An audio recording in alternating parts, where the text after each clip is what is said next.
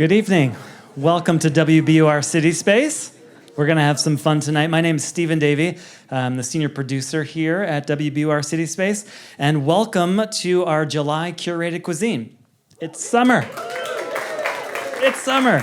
And thank God we were, for weeks, we were like, what's the weather going to be? What's the weather going to So we are blessed with the right weather for our grilling competition tonight. So we thought we'd have a little fun because summer means barbecue and grilling. And so we've invited some area barbecue and grilling masters, you're going to meet them in just a minute, here to CitySpace to talk shop and show off some of their expertise. While the city of Boston frowned on our putting open firewood grills out on the street, thank you. We did get propane grills. They're great looking, and so we're going to have some fun with that. And we line them out for our first ever barbecue chef throwdown. You are in for a treat. In the house tonight, Larry Jimerson, chef and owner of Larry J's. Renee Walterdink, chef and owner of Mill City Barbecue and Brews. And Tony Brooks, chef and owner of the Coast Cafe. Helping us along the journey tonight is Tiziana Dearing. She's the host of Radio Boston. We have Tiffani Faison, James Beard-nominated chef and owner of Boston barbecue staple Sweet Cheeks. And also Marquis, Neal, the senior technical director of Radio Boston and the genius behind this barbecuing idea. So thank him afterward. And we want to hear from you. What questions do you have? This is going to be very interactive tonight. Head to slido.com, sli.do.com. and enter cuisine, and we'll get to as many questions as we can. Now, please welcome Larry Jimerson, Renee Walterdink, Tony Brooks, Tiffani Faison, Marquis, Neal, and Tiziana Dearing.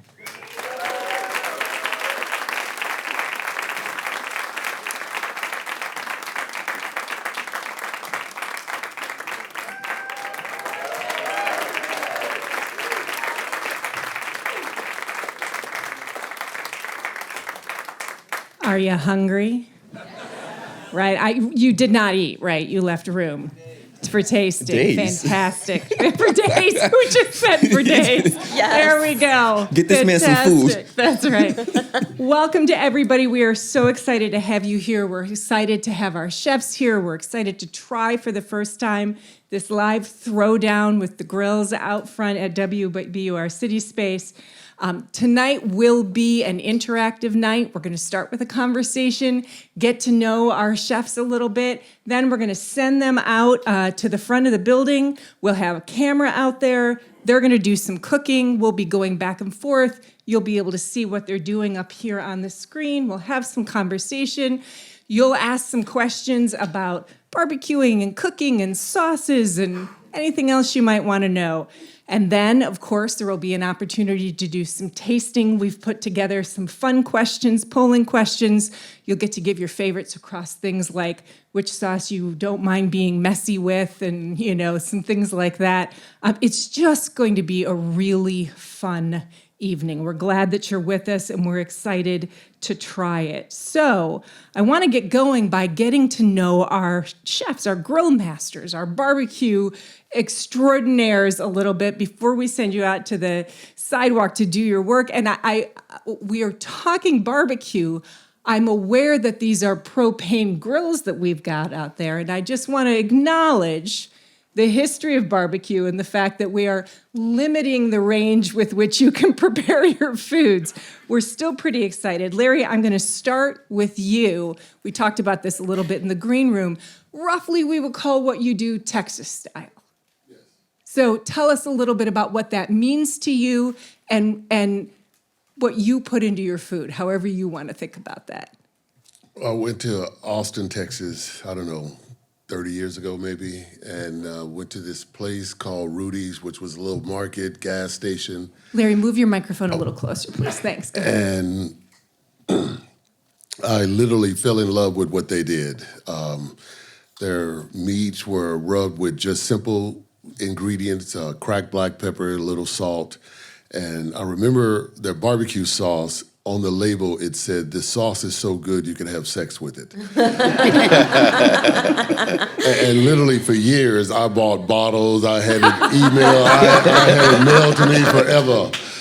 And so, yeah. You got lost in the sauce. Absolutely. Need some sauce. So when I decided to open Larry J's, I kept thinking about Rudy's, and I fashioned what I do around that with embellishes. Fantastic. Renee, North Carolina. Yes, ma'am. So tell me that, because you were born and raised in Lowell. Right. I was going to say that. Right. And I'm going to have you pull your microphone closer too, Okay. please, if you don't mind.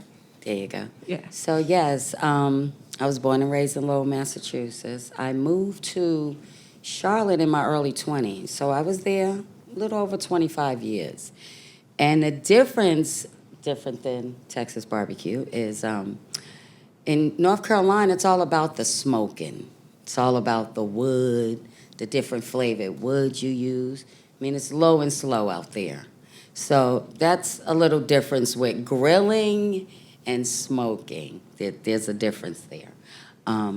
But yeah, they had a famous seasoning out there that I remember. To this day, it's actually on the shelves now, but it's called Slap Your Mama. And I know a lot of people done heard of that. Well, back then they used to sell it in little jars, and it was a big famous seasoning.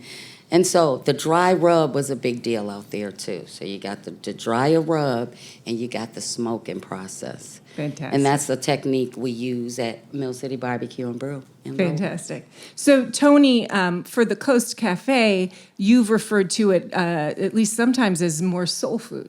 Yes. Yes, So I talk think- about that a little bit. Well, I think, I grew up watching cooking shows, and my girl Tiffani here, I fell in love with cooking. My mother always taught us to kind of survive, and you're a boy or girl, you can learn to cook, clean, laundry, so it was a great thing. So I fell in love with seasoning foods and really kind of seasoning every step, and just, it really kind of, I fell in love with it. So that's why I started the Coast Cafe. Tiffany, what do you want to know About what? about our guests? So Larry, I'll start with you. I remember. So Rudy's is now big in Austin, right? Like it's become like an institution. Like it's a. I don't want to say chain, but you can get Rudy's kind of in any neighborhood, not any neighborhood, but close in Austin. Aside from, and I know we're talking like smoked meats, their production is incredible. What is your, like, if you can take one thing that you do, you think you just like improved on from Rudy's? What is it? I know it's probably everything, but what do you want to brag about? Actually, 30 years ago when I went there, they smoked pork loin. And I Hard looked. to do. It's super lean. Yeah. Yeah. I don't find it up here, and I said, okay, when I open this place, I'm going to smoke pork loin. And we do it a lot. It's I just love the way it comes out, and obviously, I would say mine is better than Rudy's. Yes, Because I put a whole lot of more into it than just a simple rub, but it comes out so soft and so succulent as opposed to just dried out meat. Because if you overdo it, it's just going to dry out and it's done. I mean, okay, Renee. From obviously Lowell is like northeastern North Carolina, as we know. It's just like it's a region. When you fell in love with that cooking there, and it's really clear listening to you talk about seasoning and the smoke. What woods do you guys use? Like, do you use a blend? Like, what you guys are familiar with the use of wood in smoking barbecue, right? So with different meats, like, I would say with the brisket, you use a more savory wood, like mesquite or hickory. And then when you go to like pork, you want to use something like apple or cherry. Yep. Something like that. And chicken, you can do that blend. Right. That blend you just said, which a lot of times we do that. Yeah. The blend with the chicken. But it's definitely a preference. What do you think? Also, this is a business question as much as it is like a sort of food question. There's something, and this is a question to all three of you for sure, that people latch onto, that they come back for, and that it pays your bills and allows you to do the things that you want to do. Not, you know what I mean? Like, you want to do all of it for sure, but like, there's a kind of shitty saying in restaurants, vodka soda pays the bills. And then we just and then we get to make the things like burgers to pay the bills. And then we get to do the things we want to do. What pays the bills? What are the things you want to do? Tony, you first. Fried And chicken Tony, pays your bills. I'll Let's not have even you- play. I know, I don't even want to say it because Have it's you guys barbecue. all had his fried chicken? Okay. 'Cause When I'm not eating mine, I mean, I hate to say this is a barbecue show, but fried chicken is our number one. Yeah. Yeah. And then what's the unsung hero on the menu? What's something that you, like, your favorite that doesn't get as much play as you wish it did? The pork rib, Yeah. smoked pork rib. Gotcha. Yeah. Tony, let's move your mic in closer too and just give that last answer again. The smoked pork rib. That's one of our next in line after the fried chicken. Also, I'm wondering when you're going to start hosting your own radio show because your voice, I'm like, Got that low I've heard that voice, before Right? too. Yeah. Yeah. those low vibrations. Feeling it. yep. Okay, so, and Renee, you're the one that keeps the business open? Well, I run a business with my 3 grown sons as well. Yeah, And- no, I mean the item that menu sells. item. The Oh, menu yes, item. I am.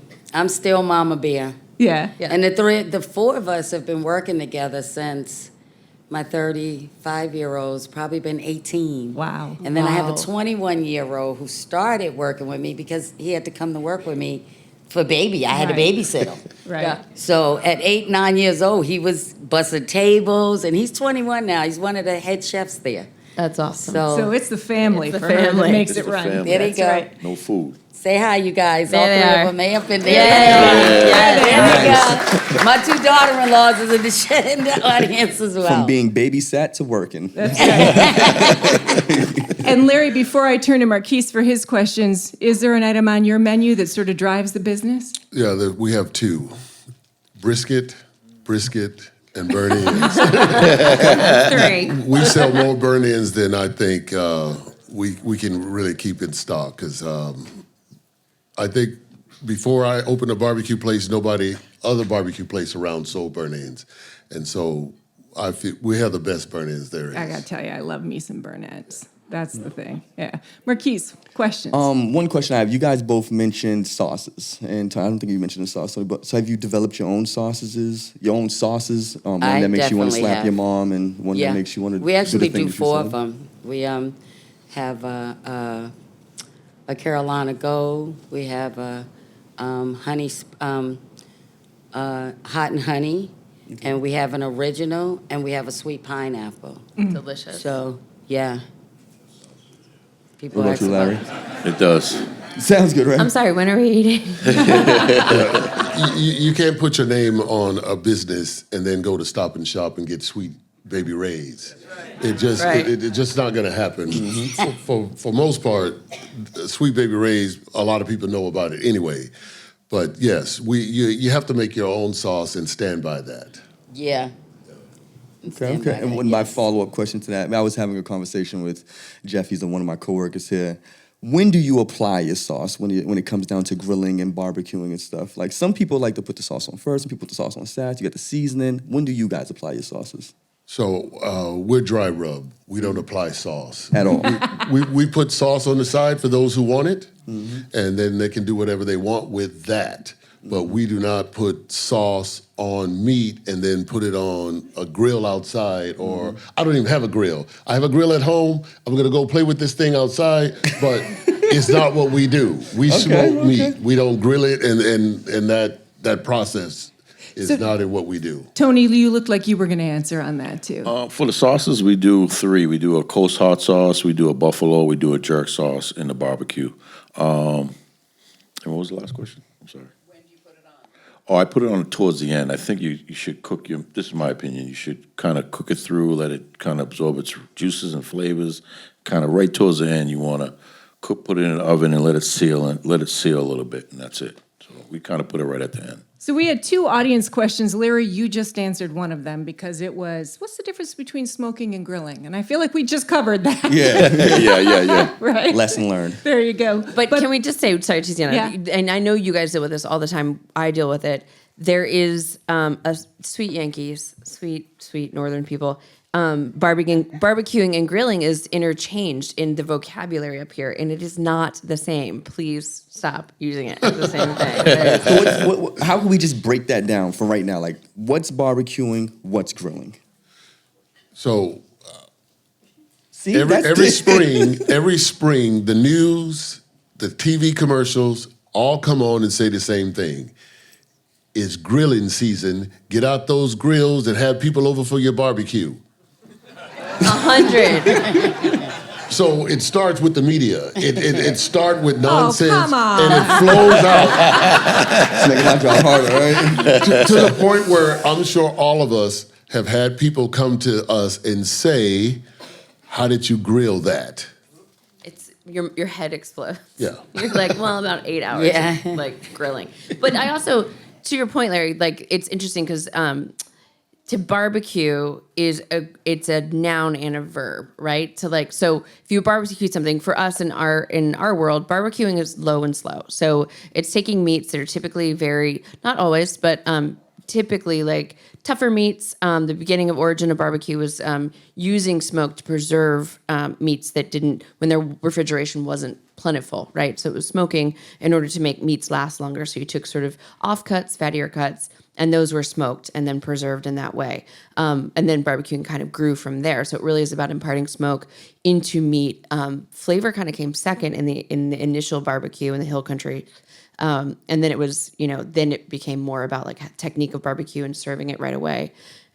Grilling is a thing on a grill. But the noun of barbecue is also, I'm going to have a barbecue, which is cultural, which is to say, like, Yeah. you could be invited to a barbecue and there's literally no barbecue there, which is still acceptable. Yeah. You good? You guys good?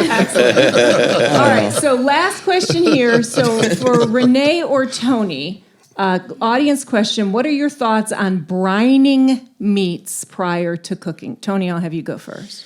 Well, we actually do that. We kind of brine a little bit in the beginning.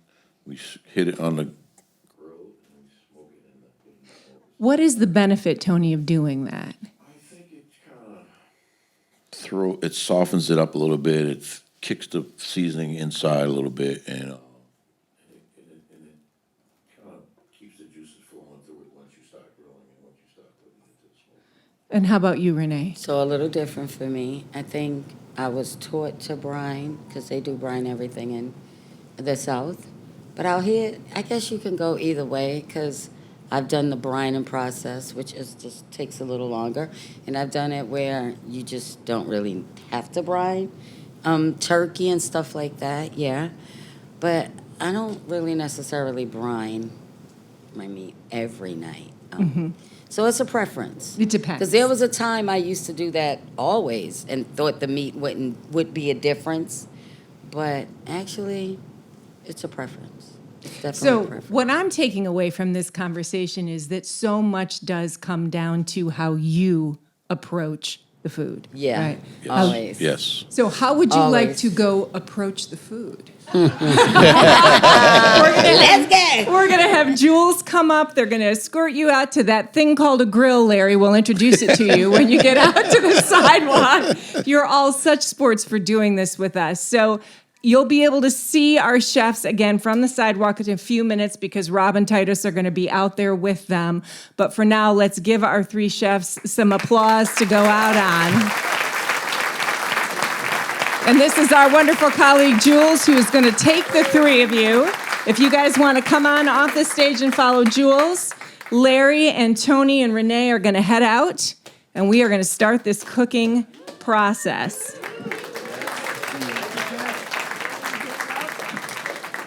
So again, let me walk you through a little bit of how this is going to happen. While they get set up, we're going to continue the conversation here on stage. We really would like to take more of your questions. Some of those may make it out to the chefs on the sidewalk. Certainly, we have an incredibly experienced and talented chef right here in Tiffani Faison. You can see Slido.com, #cuisine is where you can submit your audience questions. We have several more here I'll be able to ask. While they're cooking, we'll get a chance to see what they're doing out there. It'll come up on the screen, sort of Iron Chef style. And then they're going to come back in. We're going to plate some food. We're going to taste it. There's going to be some sort of questions that you have a chance to poll on. We'll have winners. We will not have any losers, nor do we have any losers among us tonight. And we're just going to have a really good time for the rest of the evening. So while they get set up, if any of you want to kind of turn around and look, you can even see out the windows as they're getting introduced to their grills out there. I'll turn back to Tiffani and Marquis here. Marquis, what's one thing you already learned from talking to our three chefs tonight? I mean, the difference between barbecuing and grilling and, not applying the sauce at the top, putting the sauce at the end. And one of the things that Larry said, I mean, I asked the question about this. I'm huge on my sauce on the side anyway. So when he said that, it's like, obviously, when you have a dry rub, you want to put the sauce on the side. But when I think barbecue, I don't think sauce on the side. So it's just it was just interesting just hearing the difference between everything going on. And like you said, at the end, it just really comes down to how you approach food. So I like my sauce on the side, as long as it's really seasoned and stuff like that. But yeah, learn a lot. So that occurs to me, and as an Italian, I'm not sure I've ever really thought of this question before, Tiffani, but what is the point of a sauce? Right? What is? It's like I'm gonna need you to come a little more pointed with that question. So in the world or I mean, when I help always me help say, you. I always say add the sauce and the seasoning just in life to spice things up. You know what I'm saying? So in food, I don't know. So is it flavor? Is it disguise? Is it enhancement? Do you see what I'm saying? Yeah, it can be all of those things depending on what you want to do. So when we talk about, one of the things I think that's so interesting about barbecue up here, right, is that it kind of takes a lot of the constraints off. When you are in the hill country of Texas, you do it one way. And there's 700 barbecue restaurants and the technique is the same. And if you deviate from that technique, it's kind of you're a heretic. That happens in the Carolinas. And then once you, it happens frequently. Once you get away from that, you're able to kind of play with all those techniques and ideas. In Texas-style barbecue, you would never, ever smoke with sauce on. Ever. Not in the beginning, not in the end. It's about... I'm going to pause you there for a second. So for the audience person who said, shouldn't good barbecue stand alone, no sauce needed, we Correct. now know you're from Texas. So I'm just calling you out on that. Yes, Go ahead, and the answer Tiffani. is yes. One of the things that, if I'm plugging Sweet Chicks for a second, we've always done is used quality meat. So we use never ever beef, which means no antibiotics, no hormones in the life of the cow ever. And that doesn't mean they're just pulled and they test clean at the end. That means they've never seen any in the history of their lives. Same with all natural chicken and heritage pork. So we use great meats and we pay for it. People say barbecue should be cheap. They think of it as going back to the origins of preserving meat and it being kind of rough cuts. Well, short ribs are way more expensive than they used to be because we all use them now. So everything evolves. It's like cucina povera in Italian cooking, right? Everything starts with how do we make food last? How do we preserve it from the lack of refrigeration and needing to make more food for more people out of less things? And then it becomes what we know of it now, right? So to that end, we're no longer just smoking to preserve meats. We're smoking because it's delicious, and we want you to taste the quality of the meat. Thus, we do not put we put rubs, and it is anything other than salt and pepper on brisket is not okay. Or on beef is not okay. And then pork can get a rub, chicken gets a rub.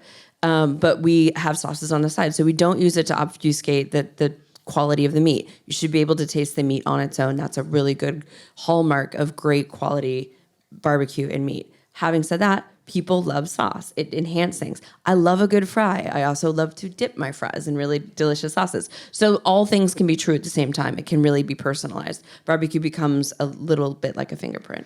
So Marquis, let's talk about chicken.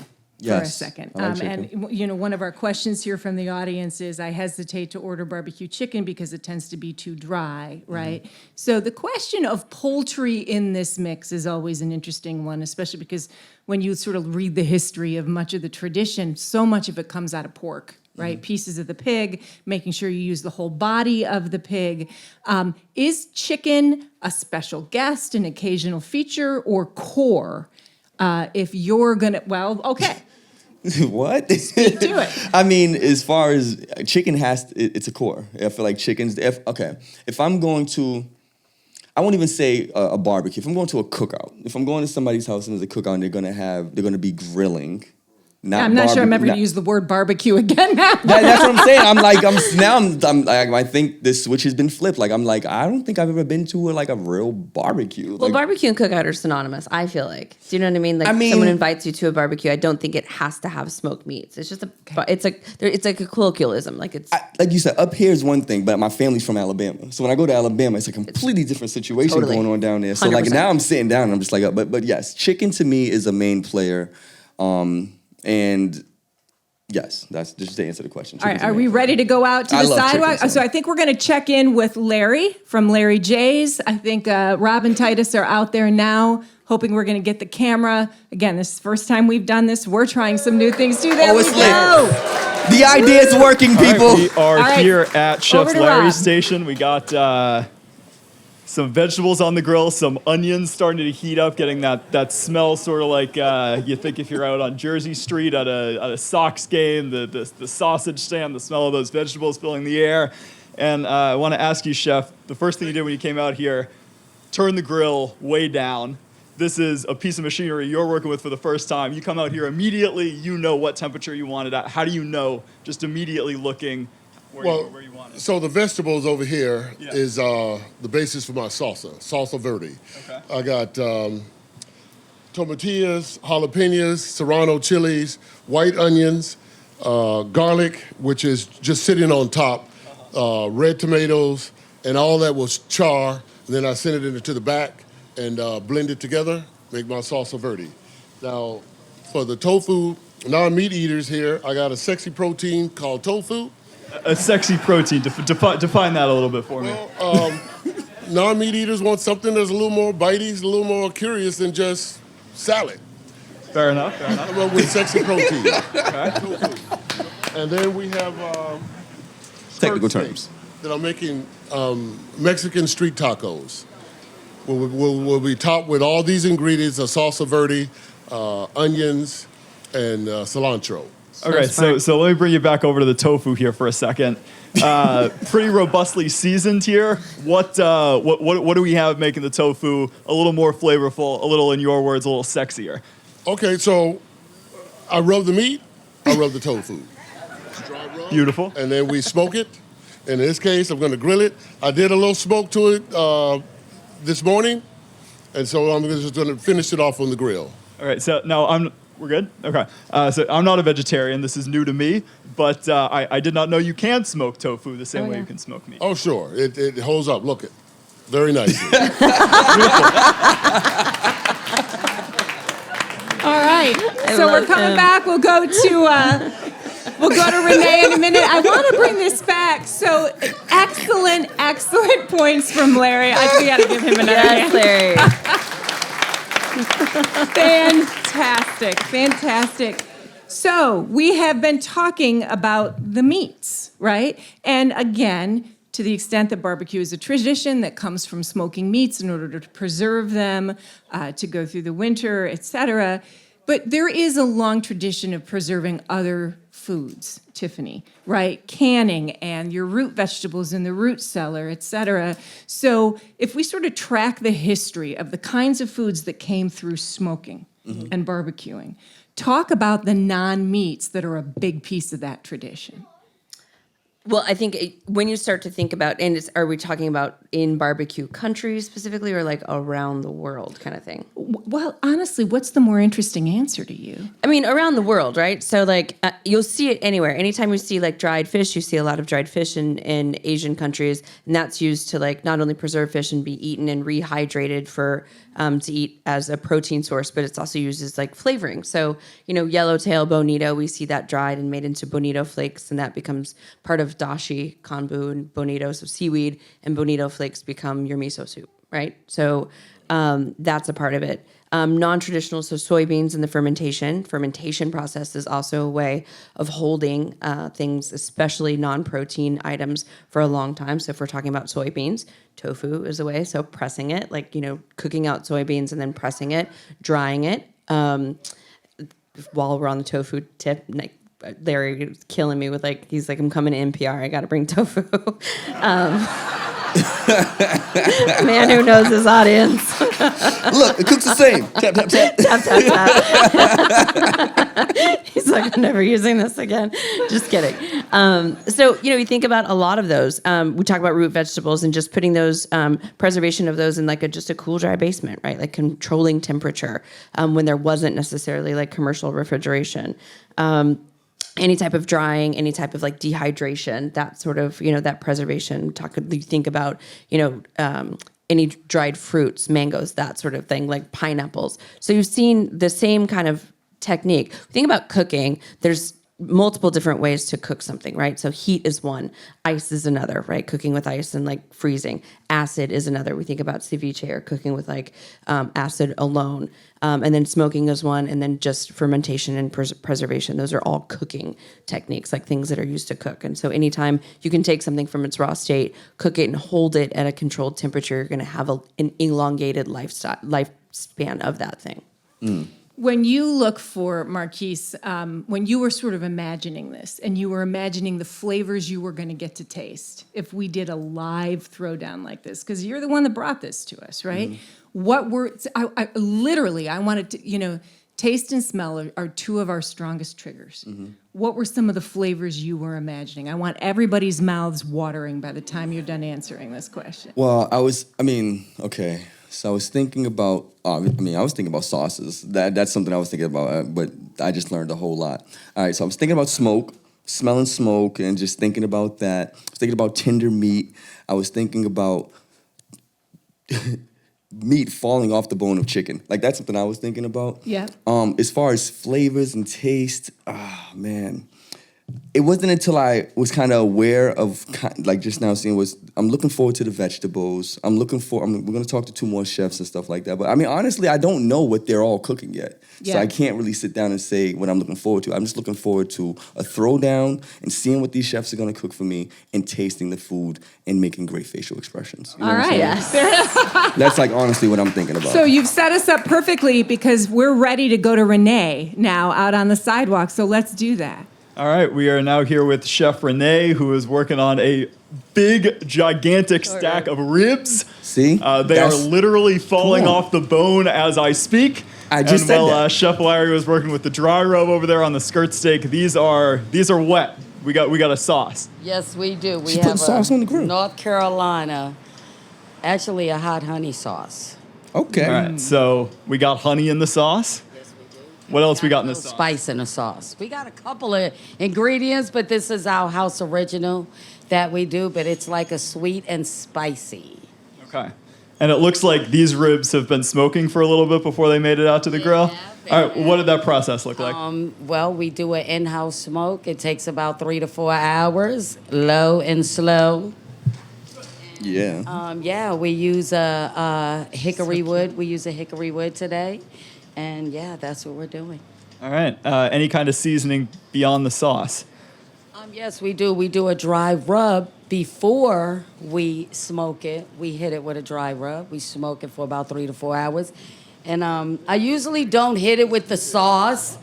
I'm just saving it from, I don't want to overcook it. So I just, threw the sauce. But usually we let you put your own sauce on. Are you saying we're being a little too slow for you? We're slowing down your flow? A little bit. A little bit. All right. Well, they're looking absolutely delicious. Only question I have for you. So you said you usually don't put the sauce on. You have the dry rub. Yes. I know there's a chemistry to this, right? An alchemy. Yeah. And I'm just curious, level of confidence that the hot honey is going to work with the dry rub? Any kind of a risk there? Or are we experimenting a little bit tonight? No, there's no risk. I've been doing the same process for a long time. 100% confidence. Right, she just said, Rob, sit down. Thanks to Rob and Renee there. So, Tiffani, that sets us up perfectly for a question from the audience. What are the cardinal ingredients in a perfect dry rub? Depends on what. Actually, wait. I want shout-outs from the crowd. In your mind, those of you who use a dry rub, what do you think are the cardinal ingredients of a perfect dry rub? Give me shouts. Paprika, salt, pepper. Salt, paprika, pepper. Thyme, cumin. Thyme. Sugar, cayenne. Couple more. Definitely Ooh, cayenne. Aleppo. Cinnamon, Aleppo. Excellent. Money bags. What's All right. All right, so there's our nominees. There's our nominees. Now I'll turn to you, and you can judge from the nominees and add your own. No one's well. wrong. I heard thyme out there. You don't typically see thyme in dry rubs unless you start getting into like a more Caribbean lexicon like jerk. Then you That's what I start was seeing thinking. like allspice, thyme, habanero, like in those rubs. For a dry rub, I heard Aleppo. If I can come to your house to dinner, that's fine. Or if you just want to. Don't drop your wallet. I'll pick it up. Aleppo's very expensive. So, it's typically salt, some sort of black pepper, freshly cracked black pepper, cumin, paprika, some form of sugar, almost always. So brown sugar or coconut sugar I use a lot. It's got a coarser texture and it melts slower. And it's got a nutty quality to it. Wait. What is coconut sugar? Yeah. Sugar made out of coconut. You can literally do that? Yeah. I did not know. Yep. All right, I'm sorry, like, go ahead. other types of sugars? Salt, pepper, cumin, sometimes coriander. Where were we? Chili powder, sometimes that's correct. I heard cayenne, 100% correct. So when we talk about all these things, there's no like right or wrong. And if you want to put dry thyme in it, like go with God. Like there's not, if it's yours, it's yours. It's literally like, it's like a barbecuer's DNA. So it really is about starting to put your fingerprint on what it is that you're doing. Awesome. Have you ever smoked anything? Like, if you ever... I mean, I won't answer Marquis, that question. Don't take the bait. I'm at Don't take work. the bait. What are you guys Don't doing take to the bait. do to me? Don't take the bait. Fantastic. Nah. So Steven even know just what that said is. something in my ear, and it was either important or it wasn't. Nah. Right. No, I mean, have you ever owned a smoker and used it at home? You ever smoked any kind of meat or vegetable before? I have not. Have you ever I done have that? not either, but I have some cousins that have, and my grandmother. I've seen my grandmother do it before, but me personally, I haven't. So it's a tradition from your Yeah. family. I'm a professional eater. Like I, you know what I'm saying? Like I'm the person that sits there and eats the food. You know what I'm saying? Yeah. I can cook a couple of things, but yeah, as far as like smoking or anything, I like to watch like the people that know what they're doing. So very briefly, because we're about ready to go back out to the sidewalk, is there, one of our audience members wants to know, a smoker for a weekend smoker that you can buy, for your house or your backyard or your apartment that is accessible and easy? Are you aware of any such thing? Yeah. I don't know. Well, it's not a quick answer. So Oh, it's not a quick answer. Nope. So, okay, we'll hold that. We'll Okay. come back to it. Stephen, are we ready to go back out to the sidewalk at this point? Okay, we're going to check on that right now because Tony looks like he's busy, but I will tell you, we don't have it up there yet. But everything he's got under tinfoil covers right now, so we can't actually see anything he's doing on the grill yet. But I suspect that he's going to open that up for us shortly here. All right, let me see if I can give one other quick question here before we go back out to the street. One of the other questions, Tiffani, we're going to do this as a lightning round yes or no answer, although it may not be. I'm going to force you into that construct. From the audience, can you grill and smoke at the same time? Yes.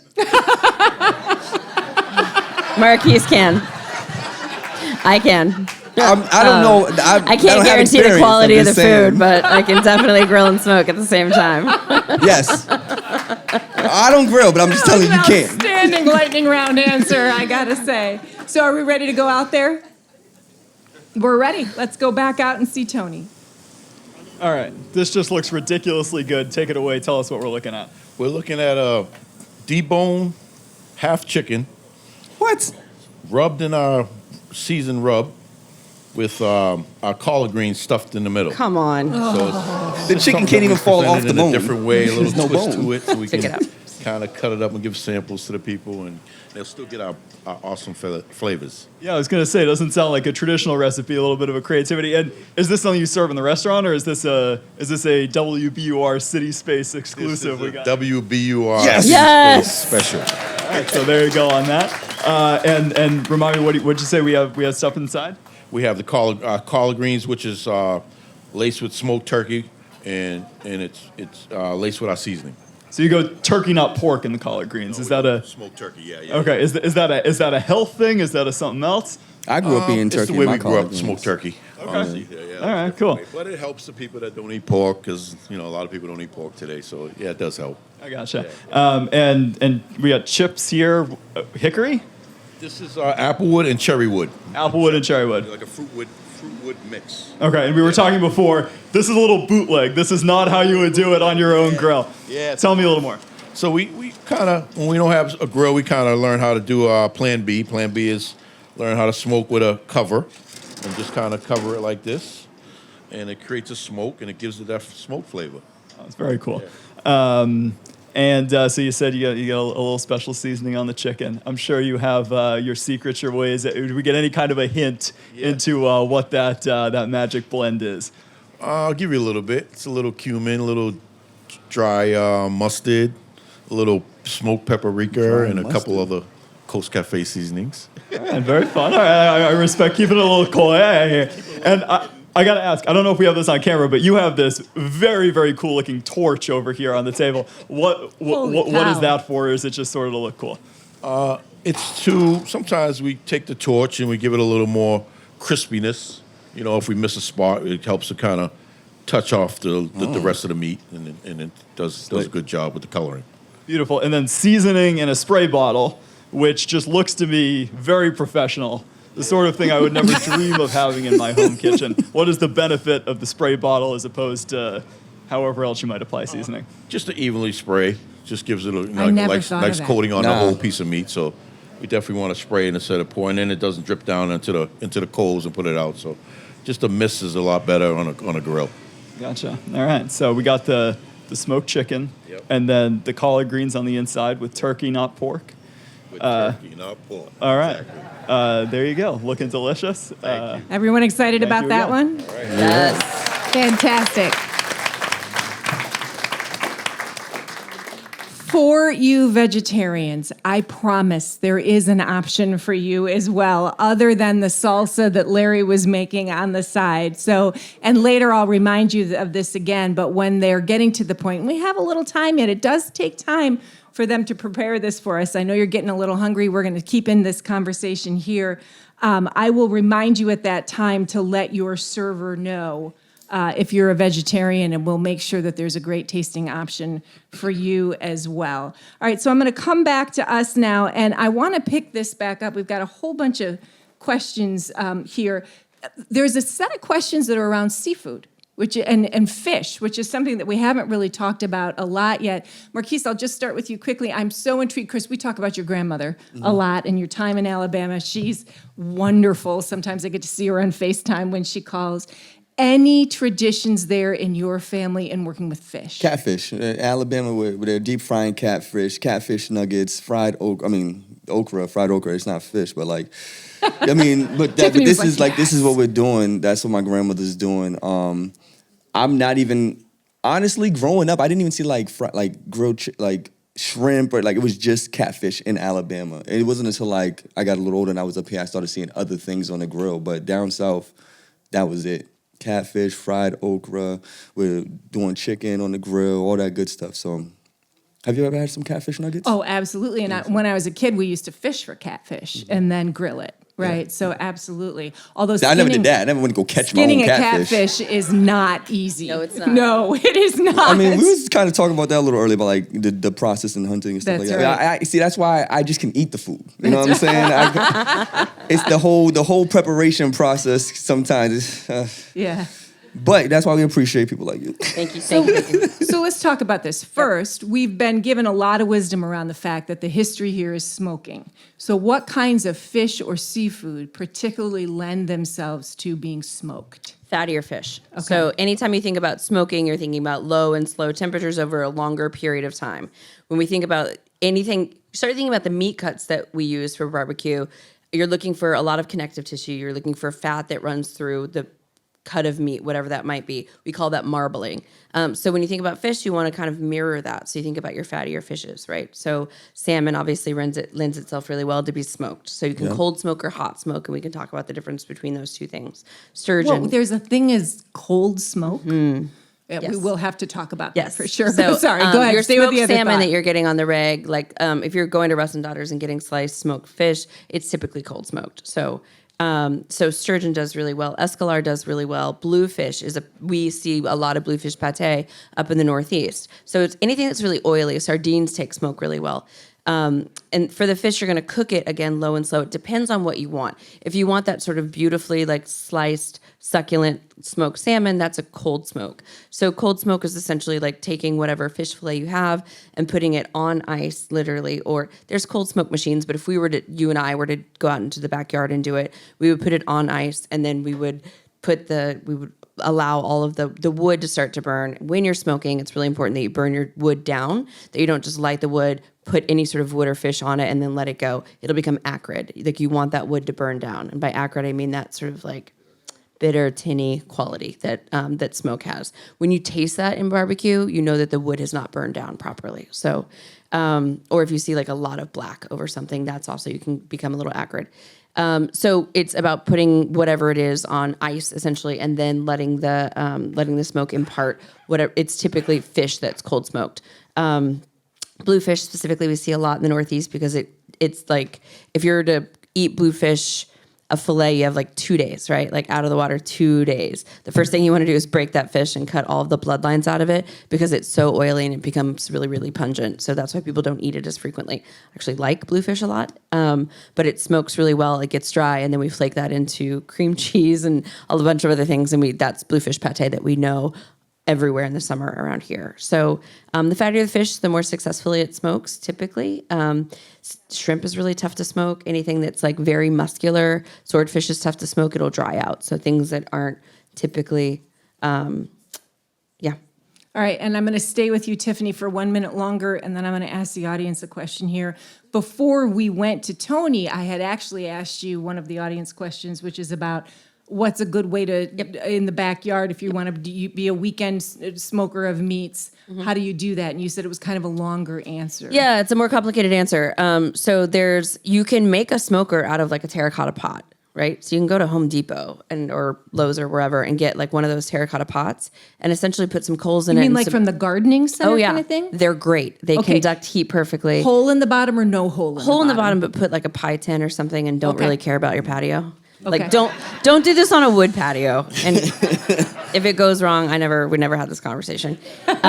So some coals maybe, and then your wood on top, and let the wood burn down a little bit. And then you can just take like a cooking rack, like an oven rack, and put it on top. When you see them out there cooking, one of the things that you'll see is like when they're putting the aluminum pans on top of it, not only is it allowing the smoke to really seep in, it doesn't let the smoke escape. You want to trap it to where you're really creating a convection, essentially. It does a couple things.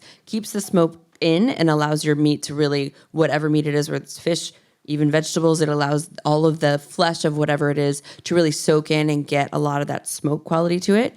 It also allows the heat to kind of go around in what we call convection, which is a circle motion, which allows it to kind of move around and cook really evenly. So that's what they're doing with those pans. And so essentially you can do the same. You can either get a smaller terracotta for the top of it and flip it over and let it go. You're going to have to mind your coals and keep it going.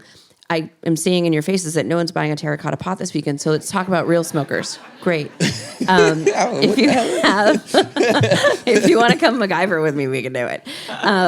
So if you're looking for if you want to become like more of a warrior, you're looking for something like a big green egg or a Traeger grill or something that like has a larger barrel to it. You can also go get like a half oil situation as long as it's metal and build the same thing.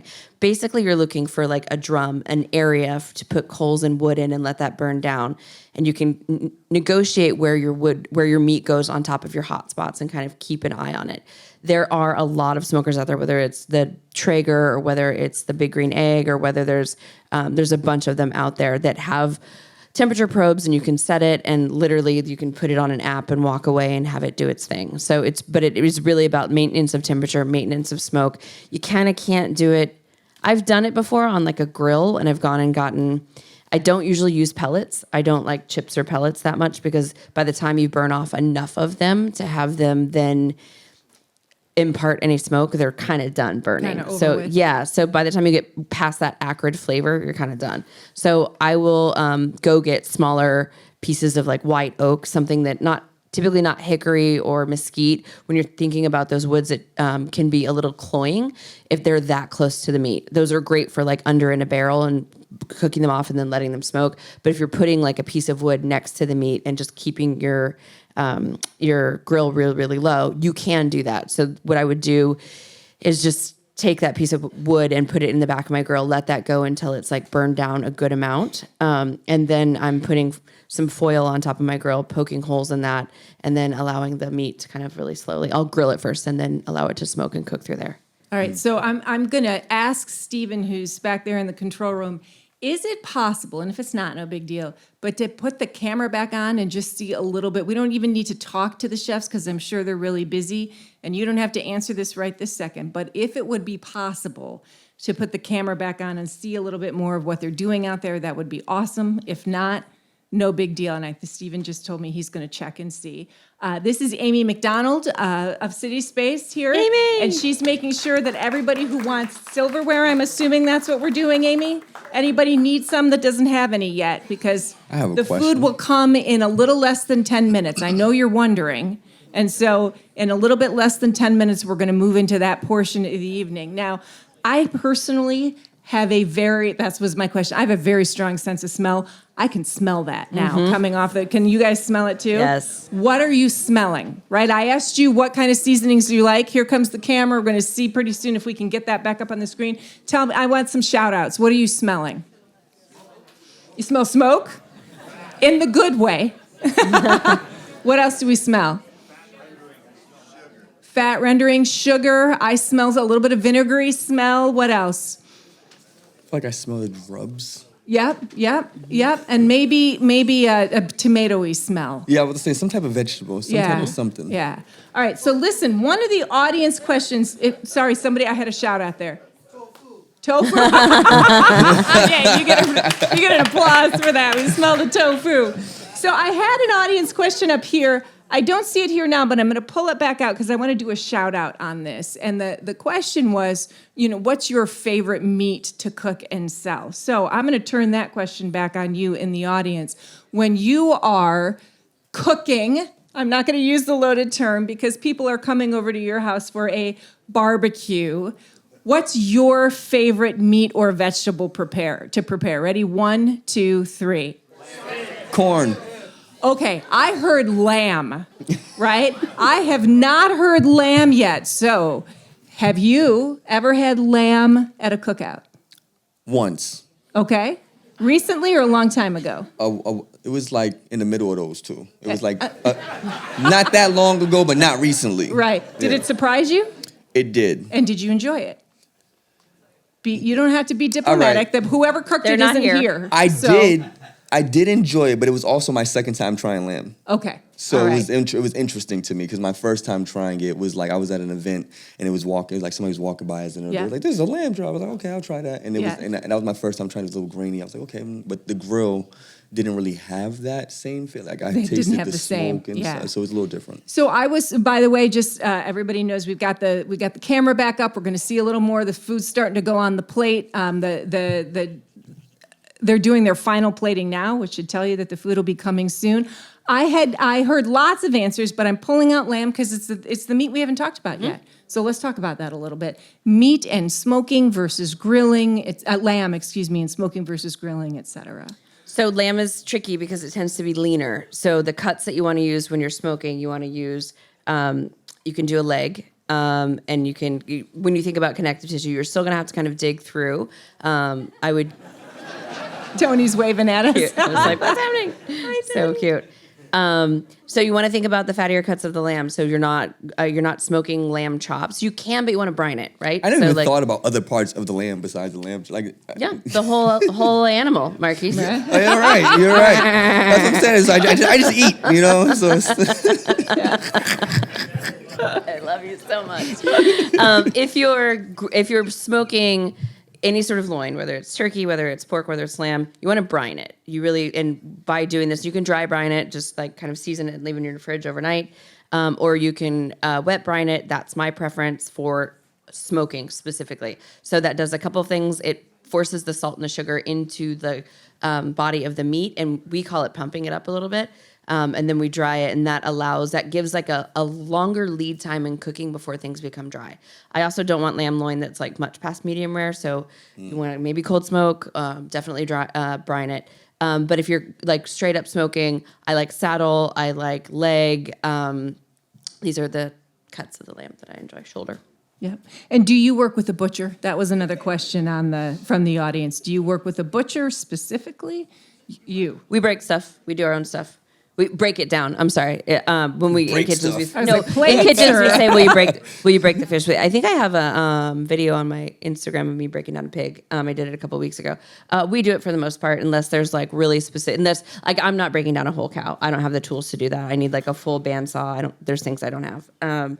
But like if it's a lamb or it's like a suckling pig or any sort of poultry or yeah, for the most part, we just do it ourselves. You just do it yourself? Yeah. Yeah. Unless it's a cow, it's a different situation. Yeah. And you have been so clear that this is not the part that you do that I was not asking you I that can part of the teach you how to break down a pig. I'll do it. You know, if you lead me to the water, I'll drink some. You know what I'm saying? Okay, I'm here Let's for make it. happen. I'm here for it. You know, All right. I was gonna say, what's the hardest part of breaking down an animal? Depends on how you want to break it down. Being as Sorry. respectful as possible to the animal and making sure that you get all the things that you need out of it and using every part of it. There is something about having a whole animal on your table in front of you that's not just like receiving cuts from a butcher or feeling like even when you're trimming things and you have scrap like that goes into sausage, you want to make sure that you use every part of it. It depends. I just made porchetta for an event in LA that I did a couple weeks ago, and I took 3 baby pigs, broke them down, made porchetta. So I made head cheese out of the head, and then we smoked all the hindquarters. So I broke it. I just wanted to make sure I had as much meat as possible, and then I made a jus out of the ribs. Like took as much meat off as possible, but just using all of it. Yeah. So I'm going to explain to you as they start to bring the cart around. Here is what's essentially going to happen next. We have each chef is a color. All right, you're going to have a red, a blue, and a green. We're going to have the same up here. The chefs are going to come back up. We're going to get plates up here with the food by all 3 chefs. You're going to have tastings as well. We're going to talk through the plates. We're going to get some reflection from Marquis and Tiffani. I think we'll have time to get some reflection from the chefs on each other's dishes as well. You're going to have an opportunity to taste. And we have a series of questions, and I'll give those to you now so you can kind of be thinking about them. It's a hot summer afternoon. Which dish would you serve your guests? Which vegetable or protein creation tonight would you want to try to cook? Which dish really kicks up the heat for you? Which sauce left you carefree about the mess on your hands or face? And which dish was your favorite or best for football fare this fall, right? And you'll have a chance to use Slido.com to give your answers to those questions. Like I said, plenty of winners, no losers. The 2 of you will do the same. And if there's ties on anything, I'll be a tie break. It doesn't really matter. It's all for fun. And we'll just talk a little bit through what we're tasting, what we're experiencing, the textures, the flavors, but mostly we're going to eat the fantastic foods from these 3 chefs who are on their way in. Stephen, I couldn't hear that last thing you said. Now, as we bring plates out for folks in the audience, if you are a vegetarian, as the server comes around, please let them know so that they can make sure to give you a vegetarian option. And we're going to start serving both here on stage and to you in the audience. So we'll probably get quiet for a couple minutes here while we do passing out some dishes. Be patient. Everyone be patient. I gotta take off my gold teeth. I can't eat with those. Take them off. Fantastic. Okay, we'll bring up some music, and everybody, this is kind of the quiet part for a couple of minutes. Here they are. Here we go. Shout outs to the chefs. Shout outs to the chefs. Back in the building. Yes. Come on up. All right, chefs, welcome back. And listen, thank you for your incredible Amazing. efforts out there. Let's everybody give them one more hand right now with whatever hand you've got available as you taste.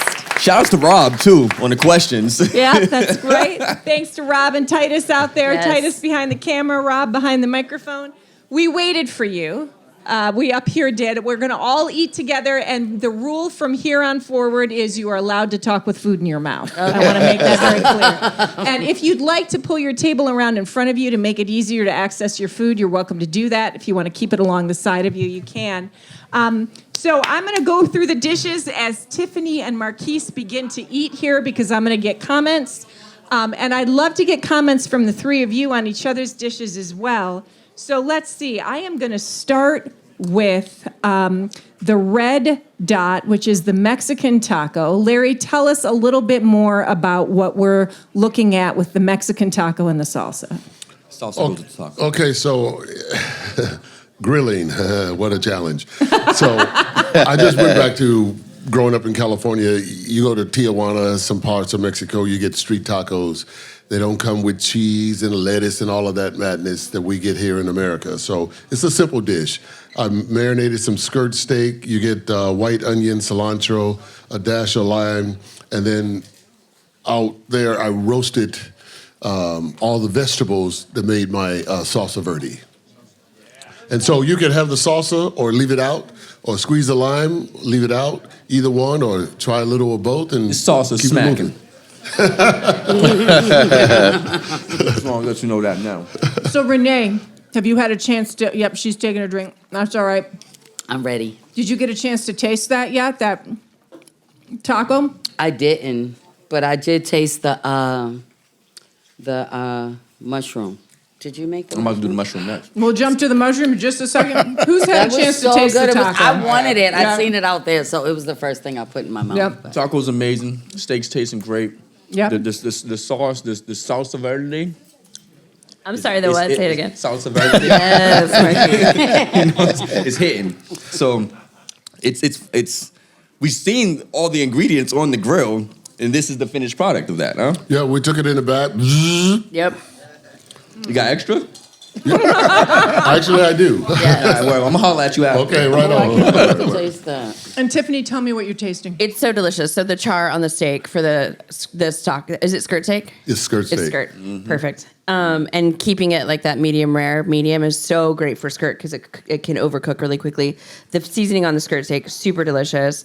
I love a taco that's just cilantro and onions. Like my grave will say, "Here lies chilies and onions." Like it won't even have my name on it.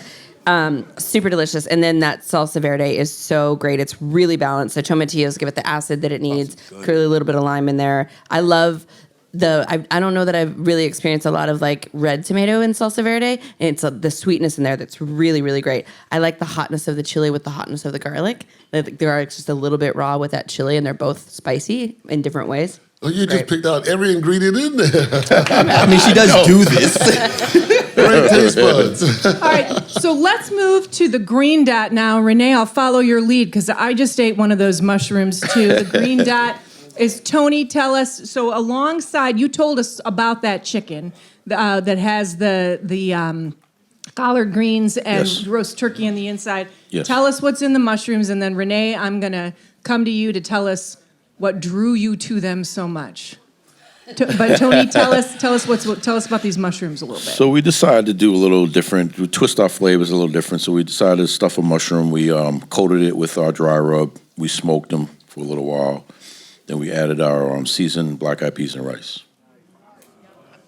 And Renee, tell me what you're tasting. Tell me how you like those mushrooms.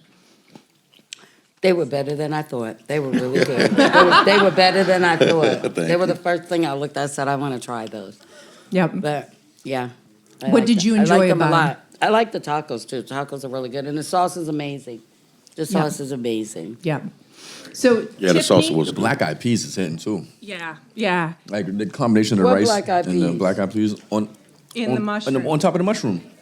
That was black eyed peas. She on need there? another mushroom. Somebody get her another mushroom. Really? Oh, that was good. good. Thank you. That was good. That was good. That was And Tiffany, I'm eating the chicken roll right now. You've had a chance to. Is it Tony? Can I call it a chicken roll? Is that okay to call it Yes, that? yes. There's a French name for it, but All right. roulade. Tiffany, you know. Roulade. Tiffany, tell me We just good old roll up. with a roulade. Tell me what I'm tasting. Tell me what stands out to you in the roulade. So one of the things I love is like the texture of the roulade. It's really soft and delicious.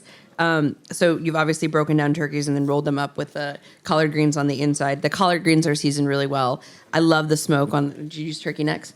Yep, so good. The smoke on the turkey necks. So it's like the call's coming from inside the house. Do you know what I mean? There's like smoke on the outside and on the inside. Nice. Like it's like you're hitting them in both ways, and I love that. I love turkey skin, and I love the way turkey skin takes on smoke, and this is super delicious. This is just, but it's also, you can still taste the turkey. It's not Sorry, just like chicken. I'm sorry, chicken. Yep. Heard. Sorry. You can taste you can taste the meat all the way through, and it's really nice quality chicken.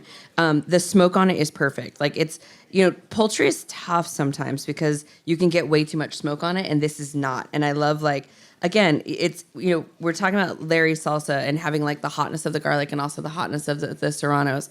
And for me, this is like the smoke of the collard greens, and that's a different smoke than the smoke on the chicken. And it's so nice to have those two kind of like playing together in such a playful way. I love it. I love black-eyed peas. I love rice, and I love black-eyed peas. And having those together is so great. Putting the rub on the mushrooms, just genius. that was Like it smart. brings so much to the mushroom game, and mushrooms love smoke. So they're, mushrooms are like 90% water. So like as they leach their water, they take in smoke. I know, I'm like so excited. Oh my God. And then you guys and these mushrooms. I just think it's so great. And it also has like a really celebratory vibe. Like I would do this for a holiday meal. I'm going to steal it. Thank So you, that's thank what I was you. thinking. I love collard greens. I love chicken, and I love turkey. Yep. I've never had my collard greens on the inside of the chicken before. So when I took the bite, I was like, man, what? It just hit me differently. And usually, like I'm thinking, like you said, the holiday meal, I'm like, my collard greens are usually over here, my chicken's over there. But just one bite of everything. I'm one of those, I don't like my food touching sometimes. Come Yep. on. I said sometimes. I'm gonna, Not all I'm the gonna time. buy you one of those plates that has like the different sections. Just but this was amazing. And Yeah. yes, that roll, oh man. All right, you, now thank you. we're going to move on to the ribs and the coleslaw. And Larry, yeah. you talked about sauce not being on things, and yet you looked like you were enjoying that flavor. So I'm going to turn to you. Tell us about the ribs, about Renee's ribs. I hated them, as you can see. He didn't want to hurt my feelings. I've seen him over There's there. nothing left on that bone. It's just, I'm not a fan of the sauce on the meat, but it paired really well. There's you taste the rub, the crispiness of the rib when she put them out on the grill, and then the sauce just finishes it off. It has a nice, clean finish. Yep. Renee, tell us about sorry, I have food in my mouth because I'm having a blast. Yeah. Tell us about the coleslaw, too.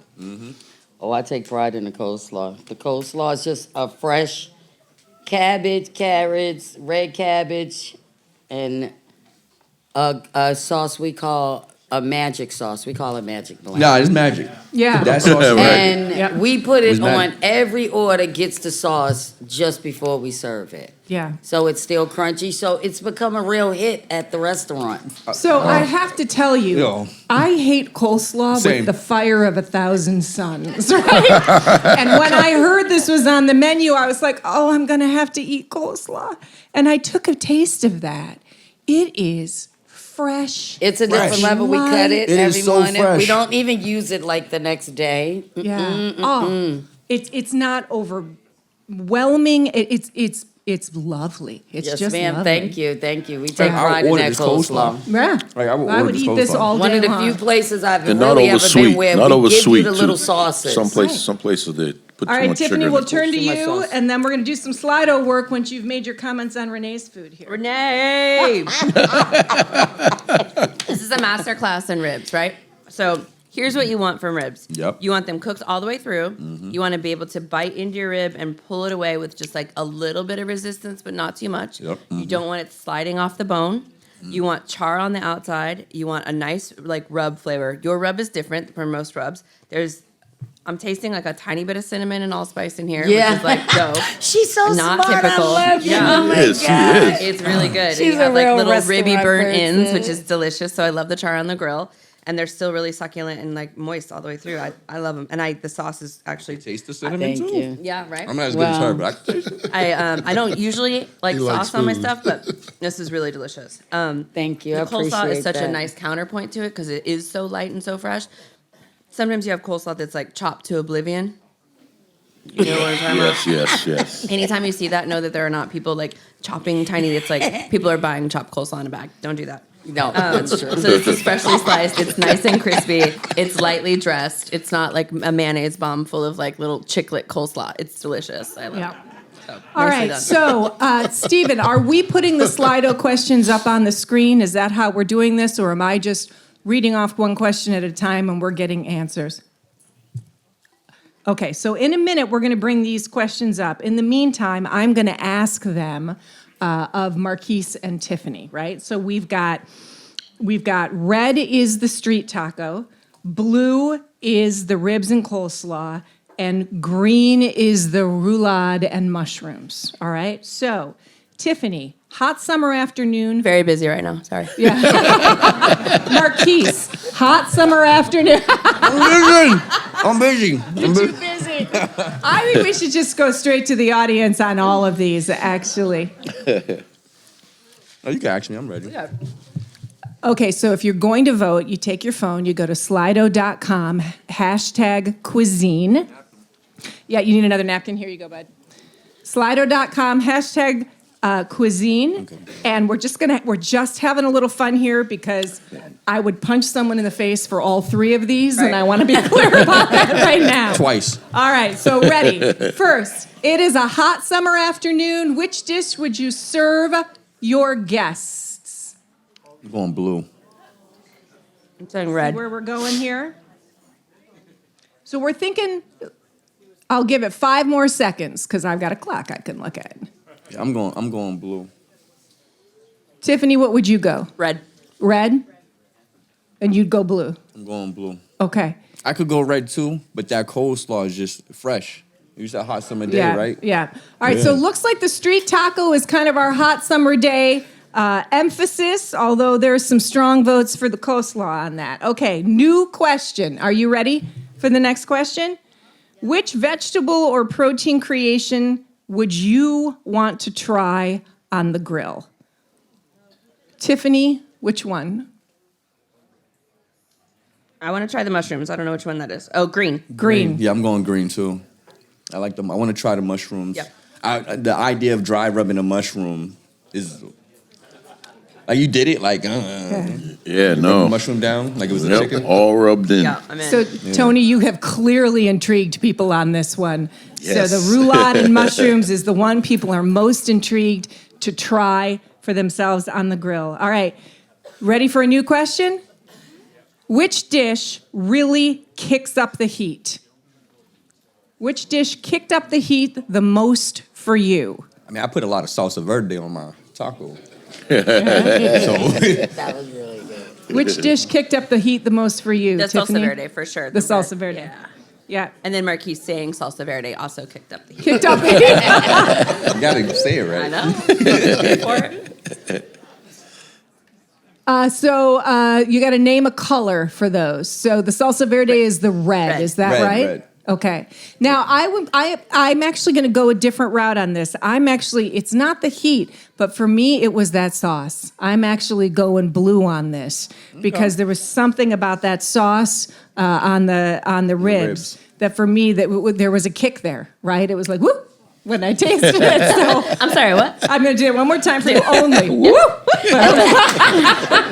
All right. You Technical missed term. it when I sang Barbie Girl on air too. I wish you'd been there for that. All right, so we've got red for the salsa verde, and then Renee, people are coming in with me too with the barbecue, with the sauce. Okay, which sauce left you carefree about the mess on your hands and face?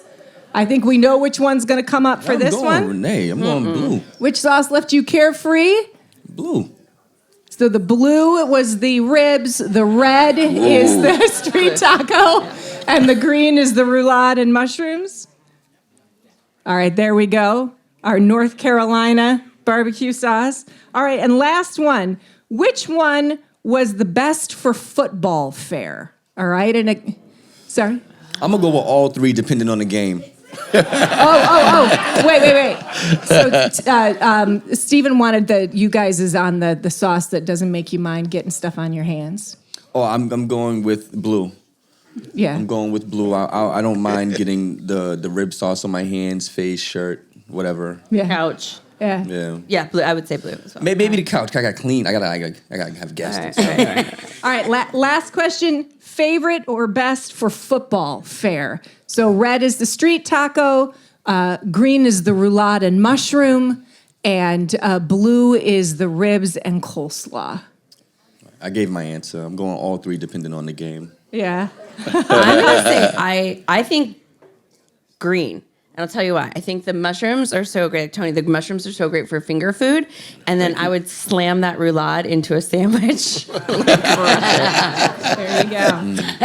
All right. For me, it depends on if it's like the Celtics playing in the playoffs or not. How much time do I have before the game? How that is focused? just well too yeah, thought that's what I'm out. saying. Yeah. I can't. Food is too just detailed. I'm never afterthought when it inviting you comes to over for a football game. It's way too complicated. Invite me over. Yeah, right. Not football. Anytime. You're welcome anytime. All right, so listen, I want to come back to our chefs one more time, and we're just gonna ask sort of one closing question of each of you. I'd love it if each of the three of us could either make one comment or ask one closing question. So I'll talk to Larry, Marquis, then we'll have you go with Renee, and Tiffani, we'll have you go with Tony. Okay. All right, so Larry, you were really clear that you were game to try this. This is your business, right? This is what you do, and you were game to come do something way out of your comfort zone, right? And first, thank you for doing that. That was really terrific. And second, was there any piece of it that either surprised you or was particularly fun about that for you or unexpected in doing this? When I got the phone call, or an email actually, to do the show, it intrigued me. Then I was left with the question, well, what am I going to do on a grill? And Stephen kept calling me and saying, grilling and barbecue. And I said, look, okay, stop.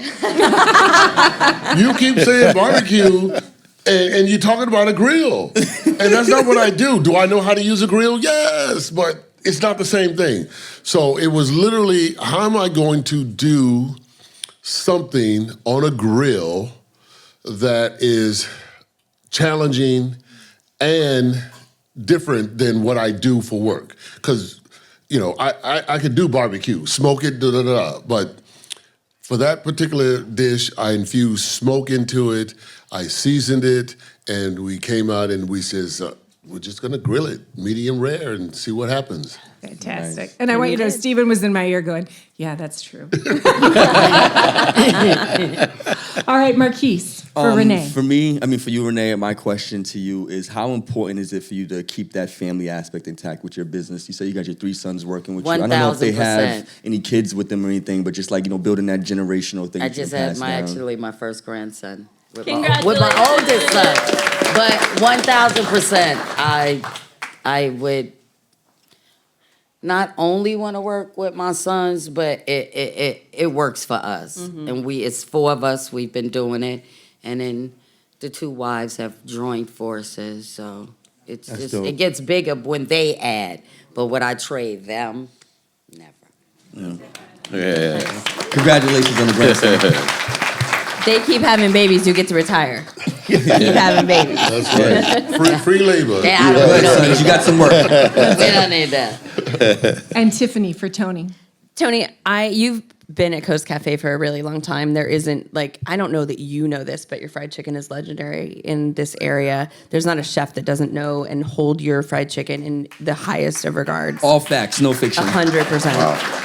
I appreciate that. When he's like, you've been? I'm like, yeah. And I get takeout from there on the reg. What brings you the most joy to this day about what you do? You've been doing it for a while.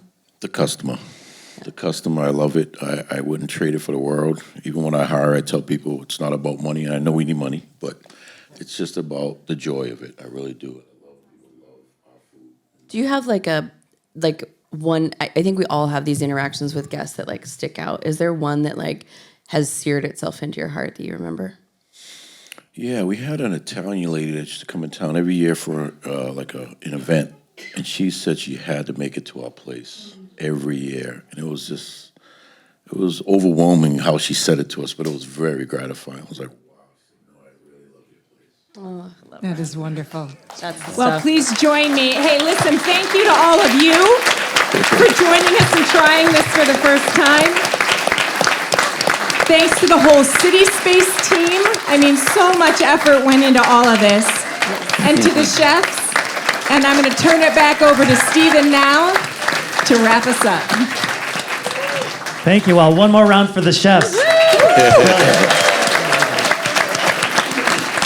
Thank you all for coming out, and thank you to Larry Jimerson, Renee Walter-Ding, Tony Brooks, Tiffani, Faison, Marquis, Neal, and Tiziana Dearing. And one last thing before we go, just wanted to put up the survey QR code one more time. The team at Radio Boston, our partners here tonight, would like to know what you think about Radio Boston. They want your feedback. Let us know what you like, what you don't, and what else you're listening to.